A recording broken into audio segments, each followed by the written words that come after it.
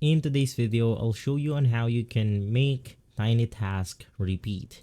So before you do this, you want to make sure that you have set your hotkey to make sure that it doesn't loop endlessly. You want to click on the playback hotkey, and from here you then want to select with one of the buttons right here. In my case, I'm going to be selecting F8.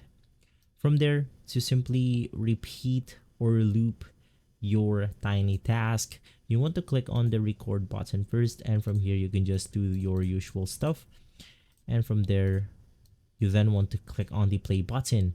But if you click on the play button, it will only repeat the thing that I've recorded once. If you want to keep repeating it endlessly, you want to click on the settings button once more, click on the continuous playback, and basically if we click on play, it will now repeat tiny task basically forever. Now, this is going to be hard if you didn't set up your playback hotkey, but in our case, since we set it up, you can just press your specific hotkey. In my case, it's going to be F8, and then it will stop the tiny task right here.